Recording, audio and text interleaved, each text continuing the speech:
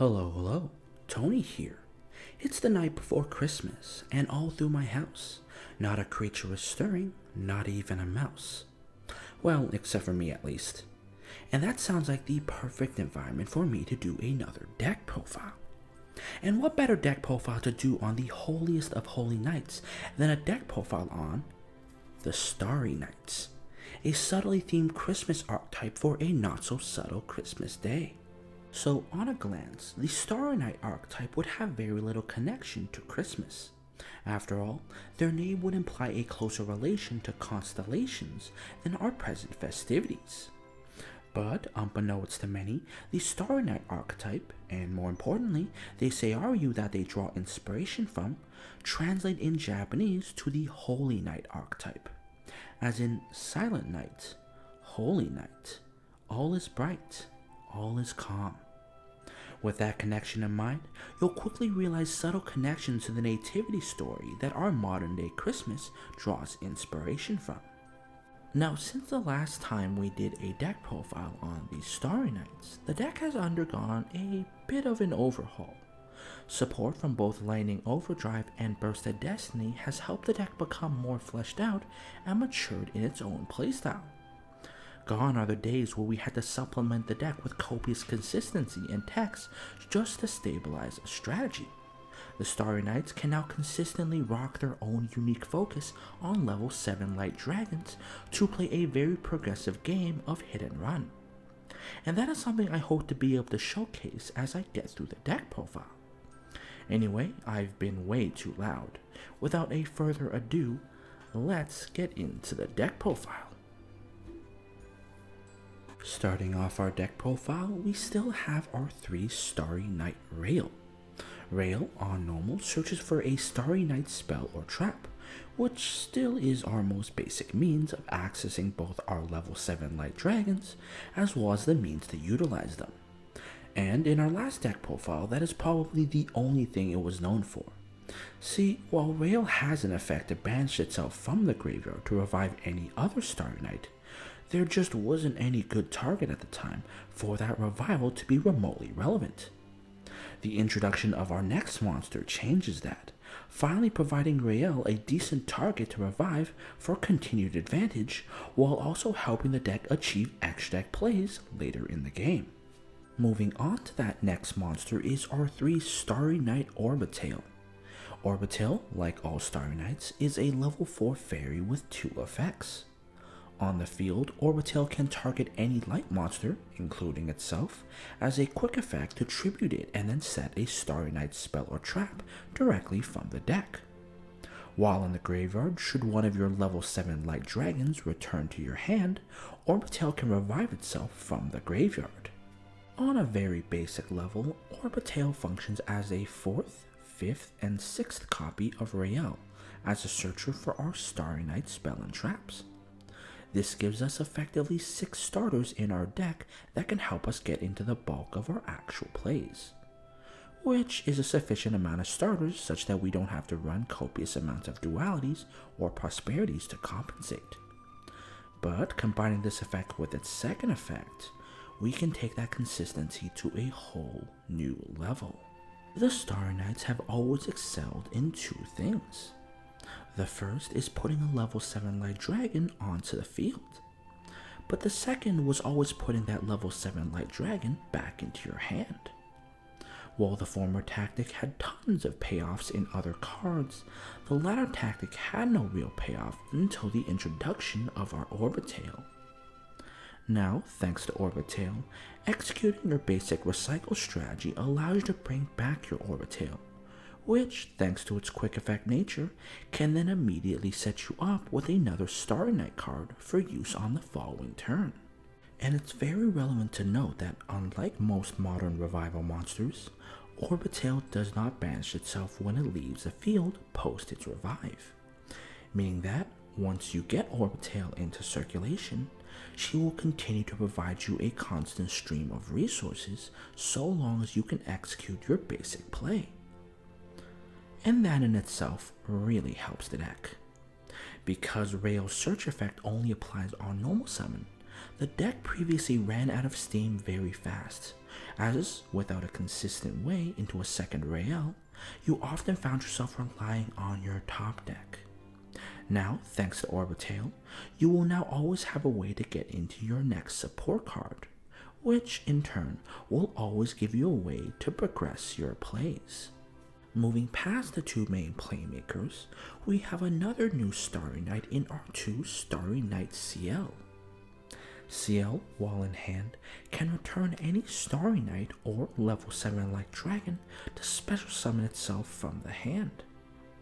If you chose to return a level 7 Light Dragon, it plays into CL's Graveyard effect, where, by banishing itself while you control no monsters, you can special summon a level 7 Light Dragon from your hand. Both of CL's effects support your Starry Nights greatly.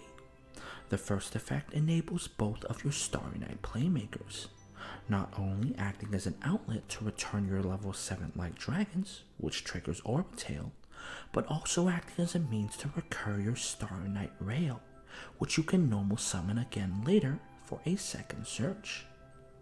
CL's second effect, on the other hand, gives you a non-field means of putting your level 7 Light Dragons onto the field, which can be a powerful effect to start with that can't be stopped by field targeting negation.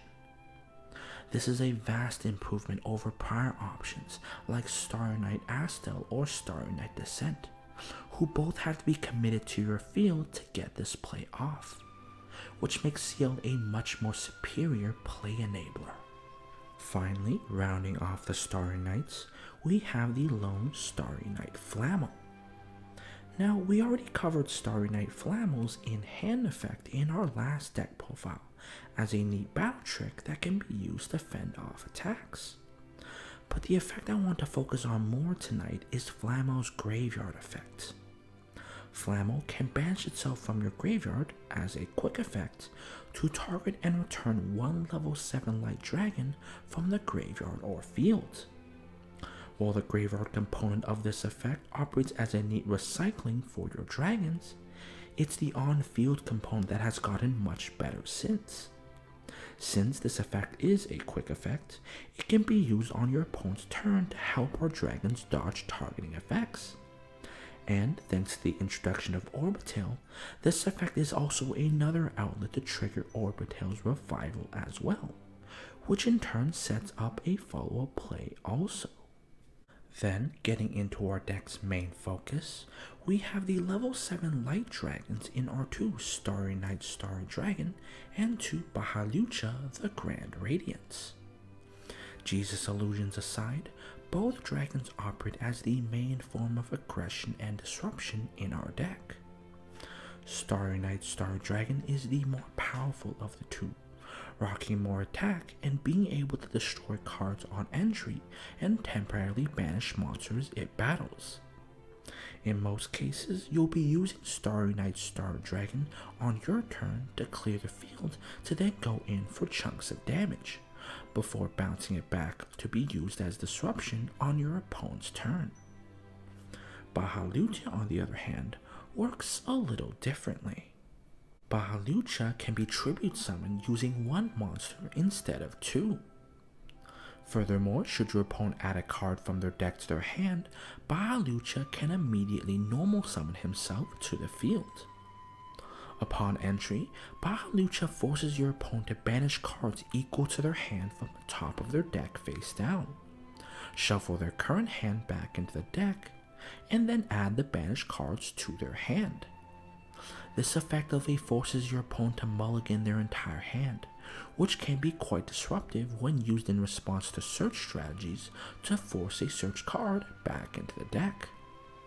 Furthermore, because this effect triggers whenever Bahalucha enters the field in general, it can also be proactively used through our Starry Night support to mulligan our opponent's hand at random instances on either turn, which can ruin follow-up plays your opponent might have also. Most importantly, however, is that Bahalucha can summon itself. Unlike Starry Night Starry Dragon, which requires other cards to bring itself to the field, Bahalucha can, at least, summon itself through its own effect by tributing one monster. This removes the initial requirement of needing a card to special summon out our level 7 light dragon to the field, which can speed up a setup into a certain stabilized strategy by reducing the need to search for a card to put that dragon onto the field. And thanks to the bouncing mechanics of some of our Starry Night cards, it's not hard to put Bahalucha back into our hand to constantly reuse him as a disruptive hand trap that can then enable our other plays.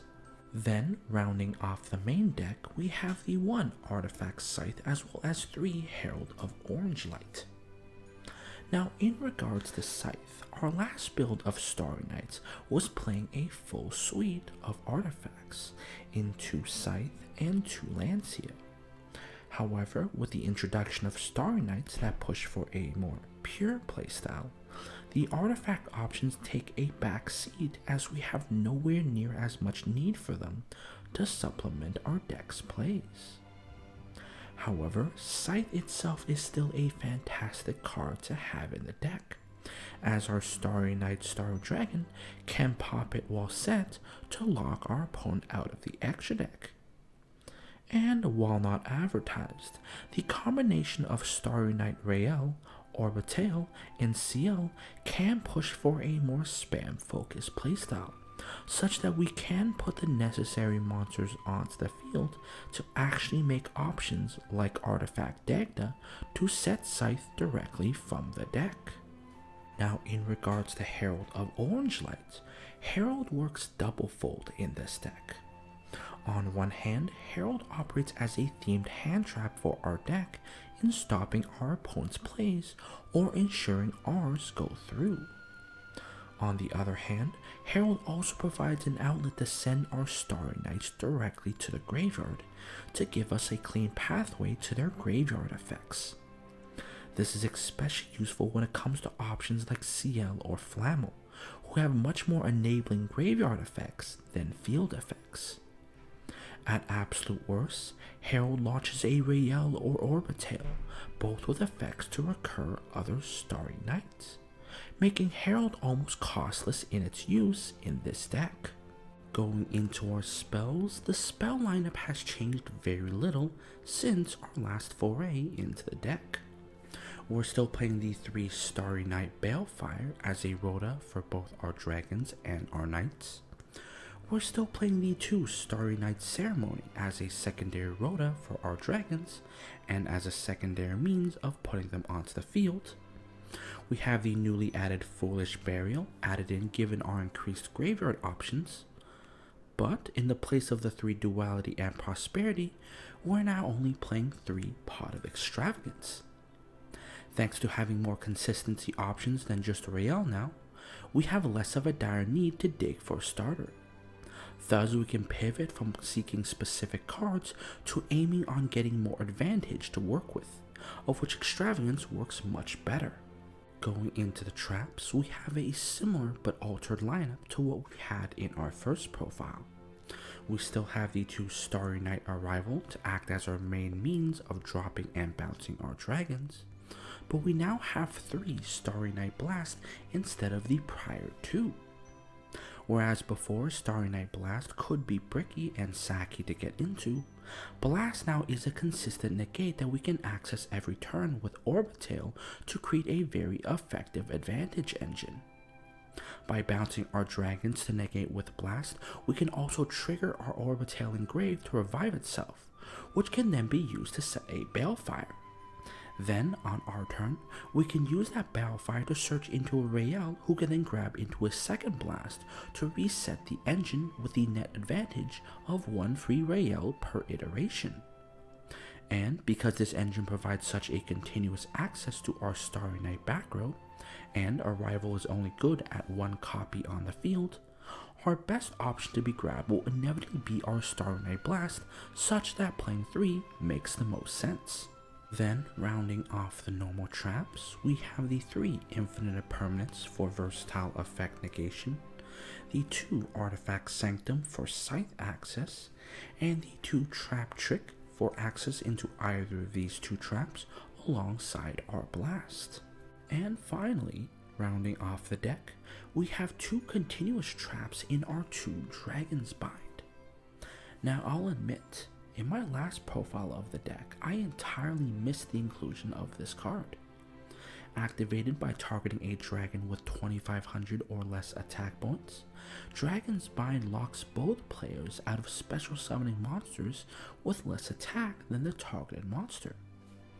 Since our Starry Night Starry Dragon comes in conveniently at 2500 attack points, Dragon's Bind works fantastically with it to provide the most comprehensive lockdown against our opponent's special summons. But because most smaller playmakers come in at less than 2000 attack points, we can also use Bind to target a Bahalucha as well, which can lock our opponent out of most of their plays, but still enable us the use of our Starry Night Star Dragon for disruption. The core idea of this card will be to maintain the lock as long as possible to slow our opponent down and chip for damage with our dragons and our normal summons. Then, when the window allows, we could then use our other support to bounce our dragon to turn off Dragon's Bind to then immediately pivot into a game-ending push that our opponent will not be set up for. Finishing things off with our extra deck, we have a toolbox of 15 cards that we can theoretically access throughout the course of a game. In most cases, these cards will be food for our extravagance. But in other situations, our Starry Knight's ability to put 2 level 4s onto the field makes great potential for Xyz or Link plays. For the rank 4s, we have the 1 Tornado Dragon for back row removal, the 1 Abyss Dweller for graveyard hate, 1 Castell for removal, and 1 Baguska for stun. For our rank 7s, we have the 1 Draco Sack for token spam, the 1 Big Eye for Snatch Steal plays. For General Xyz, we have 2 Divine Arsenal Zeus. For our Link 2s, we have the 1 Bujinki Asahima to pivot from rank 4s into rank 7s, the 1 Hieratic Seal for additional disruption that we can go into a dragon with, 1 Herald of Mirage Lights for spell and trap negation, 1 Lina the Light Charmer, 1 aforementioned Artifact Dagda for scythe access, and 1 BLS for a big boss monster. And lastly, a 15th card that I'll leave up to you to decide. And that's going to do it for our Starry Night deck profile. Now, outside of relevancy, do I think this deck has meta potential? Unfortunately, no. While the deck definitely feels much its own instead of a collection of good stuff cards, the deck lacks the explosive power to match Sword Soul or the recursive power to match Tri-Brigade.